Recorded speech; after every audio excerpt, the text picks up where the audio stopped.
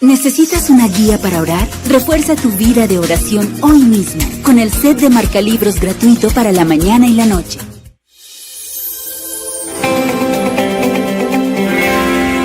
Este mensaje se titula Nuestras convicciones en torno a la crucifixión de Jesucristo. Lo más probable es que usted tenga muchas convicciones de varias cosas, pero permítame decir esto: sin creer esto, no tendrá el don de vida eterna. ¿Cuáles son nuestras convicciones en torno a la crucifixión de Jesucristo? Y le invito a 1 Corintios, capítulo 2. El apóstol Pablo había sido azotado y encarcelado en Filipos, lo habían corrido de Tesalónica, Berea y otros sitios. Y Corinto quizás era la ciudad más corrupta de aquel tiempo. Así que al ir a Corinto, él dijo muy en claro que no entraría en ninguna discusión en cuanto a sus filosofías. Ellos querían de todo un poco, y él quería dejar muy claro que hablaría de una sola cosa. Veamos entonces el 2 capítulo, desde el versículo 1. Dice: Así que, hermanos, cuando fui a vosotros para anunciaros el testimonio de Dios, no fui con excelencia de palabras o de sabiduría, pues me propuse no saber entre vosotros cosa alguna, sino a Jesucristo y a este crucificado. Y estuve entre vosotros con debilidad y mucho temor y temblor, y ni mi palabra ni mi predicación fue con palabras persuasivas de humana sabiduría, sino con demostración del Espíritu y de poder, para que vuestra fe no esté fundada en la sabiduría de los hombres, sino en el poder de Dios. Al hablar de la crucifixión, quizás todos tengamos diversas ideas de lo que Dios tenía en mente, pero mi propósito es ayudarle a entender justamente qué sucedió. Fue más que solo un hombre colgado en la cruz. En verdad, ¿qué ocurrió? ¿Qué tuvo lugar? Además, ¿cómo nos afecta eso? Y deseo que veamos el primer capítulo de 1 Corintios. Leamos un par de versículos desde el versículo 23, que nos da una idea de cuán admirable era la crucifixión de Jesús para el apóstol Pablo. Dice el verso 23, pero nosotros predicamos a Cristo crucificado. Para los judíos ciertamente tropezadero, y para los gentiles locura. Mas para los llamados, así judíos como griegos, Cristo, poder de Dios y sabiduría de Dios, porque lo insensato de Dios es más sabio que los hombres. Usualmente cuando la gente piensa en la cruz la llevan en el cuello, o en una pulsera, o colgada en alguna pared. Así que la consideran ser un símbolo del cristianismo, pero deseo que entendamos lo que es realmente. En verdad, ¿en qué consiste? Pablo dijo en lo que a él respecta que era el tema, y al acercarse a un grupo de filósofos que querían conversar de toda clase de ideas, les dijo: vengo con una cosa en mente, quiero que entiendan lo que pasó cuando Jesucristo fue crucificado. Y si alguien le preguntase, quizás usted daría una respuesta muy sencilla. Pero al hablar de convicciones, quisiera que escribiera lo que es una convicción de lo que sea. Tener una convicción es estar tan plenamente convencido de que algo es totalmente cierto, que asume una postura sin importar las consecuencias. Entonces, si alguien hablara de la cruz, ¿tomaría usted una postura? ¿Acaso diría sí, yo creo en la cruz? Bien, deseo que consideremos varios puntos vitales de la cruz y que quizás no ha contemplado. Usted cree en la cruz y sabe que Jesucristo murió en la cruz, pero ¿qué fue todo eso? ¿Qué fue la muerte de Cristo en la cruz? Pudo haber muerto de otra forma, pero muy claramente la Biblia habla de su muerte en la cruz. Así que deseo que veamos un par de versículos. Veamos en 1 de Pedro 1, 1 de Pedro capítulo 1, y vea el versículo 20. Le dará algunos versículos y sé que será sensato y los escribirá. Escuche lo que dice Pedro aquí, desde el versículo 19. Sino con la sangre preciosa de Cristo como de un cordero, sin mancha y sin contaminación, hablando de la cruz, ya destinado desde antes de la fundación del mundo, pero manifestado en los postreros tiempos por amor de vosotros, y mediante el cual creéis en Dios, quien le resucitó de los muertos y le ha dado gloria para que vuestra fe y esperanza sean en Dios. Ahora volvamos a Efesios capítulo 1. Estamos hablando de la cruz y de cómo sucedió todo esto desde el versículo 4, y note lo que dice. Según Dios nos escogió en él, se refiere a Jesús, antes de la fundación del mundo, para que fuésemos santos y sin mancha delante de él, en amor habiéndonos predestinado para ser adoptados hijos suyos por medio de Jesucristo según el puro afecto de su voluntad. Eso es lo que dice. Antes de que entráramos en escena, Dios había planeado la muerte de su Hijo para expiar el pecado de toda la humanidad. Antes de crearnos, Dios sabía que pecaríamos. Y deseo que notemos lo que dice. Antes de la fundación del mundo, Dios sabía quién sería salvo. Sabía que usted sería salvo y sabía quién no sería salvo. Dios dispuso un gran plan de redención para toda la humanidad. Así que Dios no reaccionó a nada. Fíjese cómo lo dijo, y me encanta este pasaje, como lo dice en Efesios, leamos, en amor habiéndonos predestinados para ser adoptados hijos suyos por medio de Jesucristo, según el puro afecto de su voluntad. Fue su decisión. Dios escogió salvarnos mediante su Hijo. Y al decir, nos escogió en él antes de la fundación del mundo. La cruz se trata de cómo Dios cumplió su plan predestinado para salvarnos a cada persona que será salva. De eso se trata la cruz, de que Dios planeó la salvación de la humanidad. Y no la planeó en el Edén después de que Adán y Eva pecaron. Antes de la fundación del mundo la planeó. Fue motivado por 3 cosas. O sea, ¿por qué Dios escogió salvación para la humanidad sabiendo que el hombre caería? Bien, su primera motivación fue nuestra pecaminosidad. La Biblia dice, por cuanto todos pecaron, están destituidos de la gloria de Dios. O sea, todos fallamos, todos pecamos. Y me sorprenden algunas personas que conozco que encanta conocer personas que no son creyentes porque vean lo que creen, y hablo de pecado, hasta allí llega la conversación. Siempre que hablemos de otra cosa, está bien. Oh, me alegra verle, pastor. Pero si comienza a hablar de pecado. Pero mire, fue Dios quien dijo, por cuanto todos pecaron. O sea, hemos violado, quebrantado la ley de Dios. Todos hemos pecado y estamos destituidos de lo que Dios planeó para nosotros. Y uno de sus propósitos, fue una de sus metas, es el perdón.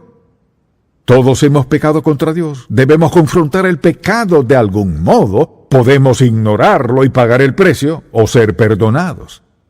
3 motivaciones. La pecaminosidad del hombre. Segundo, el amor de Dios. Y deseo que veamos un versículo, especialmente en Romanos 5. Dios pensó en nuestra pecaminosidad, pero también tuvo en mente su gran amor por nosotros. Y aquí en Romanos 5 hay muchos versículos maravillosos. Pero vayamos al versículo 8, cuando Pablo dice, de una forma tan hermosa, mas Dios muestra su amor para con nosotros, en que, siendo aún pecadores, Cristo murió por nosotros. Entonces, ¿qué lo motivó? Lo que lo motivó fue su amor por nosotros. Su amor produjo nuestra salvación. 3 motivaciones: nuestra pecaminosidad, estábamos perdidos. Segundo, su amor lo motivó a hacer algo. Y lo tercero que lo motivó fue su justicia. Ahora, mucha atención, porque esta es la esencia del Evangelio. Dios dijo: el alma que pecare morirá. Todo el que peca contra Dios es responsable ante el juicio y comparecerá ante el juicio. ¿Cómo un Dios amoroso salva a un mundo pecador y sigue siendo justo? Recordará, por ejemplo, que en el Antiguo Testamento se sacrificaban machos cabríos, corderos, becerros, palomas, etc. Todo eso era símbolo de algo. Era el relato de una historia, en el relato de una verdad, que eran símbolos de lo que sucedería una sola vez y para siempre. Y es la muerte de su Hijo. Pero ellos no entendían todo eso en aquel entonces. Entonces, lo que pasaba era que Dios se mantenía fiel a sí mismo. Él se preparaba para pagar por nuestro pecado y su muerte sería expiatoria.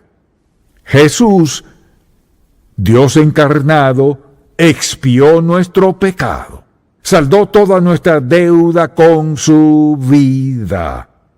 Nadie más pudo hacerlo porque todos hemos pecado contra Dios. El único que ha vivido sin pecado es Jesús, porque Él era Dios en la carne. Él vino con el fin principal de morir una muerte expiatoria. No cualquier muerte, sino una expiatoria. Una muerte que sirviera de paga. Jesús vino como la paga de Dios por nuestros pecados. Y murió para cumplir todos esos símbolos. Toros, corderos, cabras, todo eso eran solo un presagio de lo que sucedería. Entonces, ir a la cruz, Jesús murió en la cruz como paga por nuestros pecados. Entonces, al hablar de la cruz, lo que tuvo lugar fue una transacción. Nuestro Padre Celestial envió a su Hijo, no solo para vivir esos 33 años, sino con el propósito principal de morir. Tenía que ser deidad, tenía que ser el Hijo de Dios, una persona de la Trinidad, porque nadie más podía morir por nuestro pecado, ya que todos hemos pecado contra Dios. Así que la cruz es el ejemplo, la esencia, el núcleo de la vida cristiana. No es solo algo de lo cual cantamos, leemos y pensamos, bueno, me encantan esas palabras de la cruz. No, la cruz es la esencia de la vida cristiana. No seríamos salvos sin la cruz. Entonces, al pensar en la cruz, somos declarados justos ante Dios al aceptar al Señor Jesucristo como nuestro Salvador personal. Regresemos a Romanos 3 por un momento. Pienso en este versículo en particular que a menudo las personas se lo saltan, pero la Biblia dice en Romanos 3:25, leamos desde el versículo 23 que lo sabemos de memoria, por cuanto todos pecaron y están destituidos de la gloria de Dios, siendo justificados gratuitamente por su gracia, mediante la redención que es en Cristo Jesús, a quien Dios puso como propiciación, como sacrificio expiatorio por medio de la fe en su sangre. La cruz es la paga de pecado. Y la cruz se trata de Jesús, cuya vida fue completamente sin pecado y perfecta. Cuando vemos su vida y lo que sucedía en ella, Él vino a morir. Recuerda que hay 3 cosas que Dios tenía en mente: nuestra pecaminosidad, su amor y su justicia. Y lo que satisfizo su justicia fue la muerte de su Hijo Jesús en la cruz. Ahora, pensemos un momento en Hebreos capítulo 9, y si vemos estos versículos, comenzando desde el versículo 24, escuche lo que dice. Porque no entró Cristo en el santuario hecho de mano, como el lugar santísimo en el templo, figura del verdadero, escuche, sino en el cielo mismo, para presentarse ahora por nosotros ante Dios. Ahora, dice, y no para ofrecerse muchas veces, pero solo una vez, como entra el sumo sacerdote en el lugar santísimo cada año con sangre ajena, lo mismo.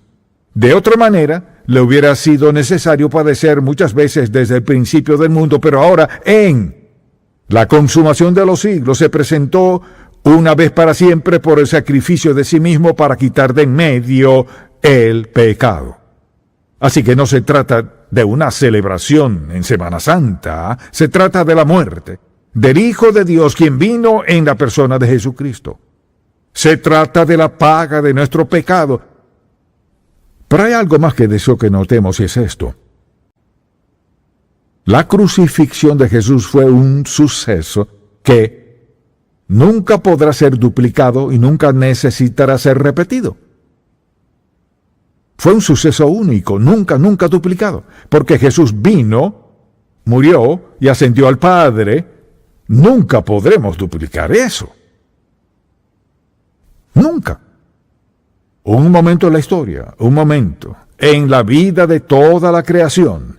Allí Dios encarnado, su Hijo Jesús, murió por los pecados del hombre. No solo eso, nunca necesita repetirse. Piense en esto. No sabemos la edad del mundo, o sea, Dios lo sabe. Hay toda clase de estimados de la edad del mundo. Mire, una vez, un día, en una cima, en una cruz, Jesús murió en la carne humana para expiar todos los pecados de la humanidad, desde Adán hasta la segunda venida de Cristo. Él pagó nuestra deuda. No tiene que repetirse, porque ese es el poder de la muerte de Jesús. Él tomó sobre sí todo el pecado de la humanidad. Porque mire, fue Dios, en la persona de Jesús, quien murió para pagar una deuda que asumió por nuestros pecados. Él pagó la pena. Y por último deseo mencionar algo más. Escuche esto. La muerte de Jesucristo lo cubrió todo. Todo. No hay nada que le iguale. Nada se le compara. Entonces, al morir, afectó a todos, pasado, presente y futuro. Y vivimos conscientes de la presencia de Dios Todopoderoso. Mire, nuestro futuro está fijo. Si su nombre está en el libro de la vida del Cordero, si ha aceptado a Cristo como su Salvador. La cruz no es algo que se lleve en el brazo o en el cuello. Se trata del momento más crucial de la historia humana. Nada le iguala. Nada puede hacer lo que hizo. Jesús murió por nuestros pecados. Se trata del Hijo de Dios, quien nos amó tanto, que fue a la cruz y pagó nuestra deuda por completo. Siendo eso cierto, ¿ha aceptado usted a Cristo como su Salvador? Me refiero a que si ha aceptado a Jesucristo como el Hijo unigénito de Dios, quien fue a la cruz, murió por nuestros pecados, llevando sobre sí nuestra deuda. ¿Lo ha aceptado usted como su Salvador, amo y Señor? ¿Ha creído en Él para el perdón de sus pecados? Cualquier otra cosa que usted haga será insuficiente. Mire, la razón por la cual no necesita repetirse es porque fue todo suficiente. Una vez en toda la historia humana, Jesús murió por sus pecados. O bien lo acepta como su Salvador personal, o hace esto. Acepte el peso y la culpa de todo su pecado ante el Dios Santo y su separación de Él por la eternidad. ¿Es Jesús o ningún camino? No es un camino, es el único camino, porque fue el único que pagó nuestros pecados, y esa paga fue aceptada por el Padre. ¿Cómo lo sabemos? De eso se trató la resurrección.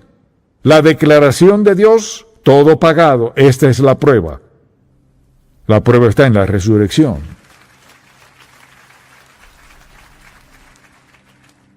Cuán bendecidos somos de ser salvos.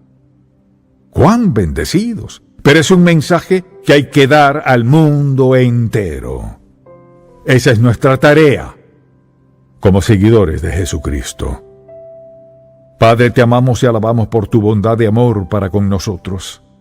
No podemos ni entenderlo. Nuestras mentes no pueden captar lo que hiciste en la cruz, pero has dejado bien claro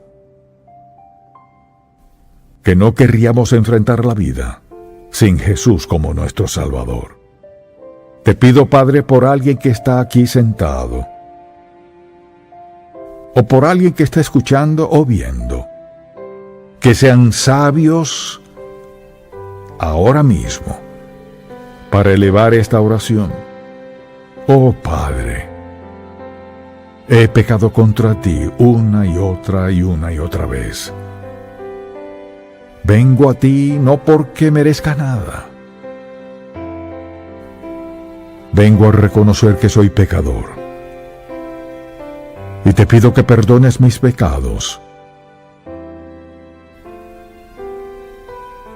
creyendo que Jesús pagó el precio en la cruz.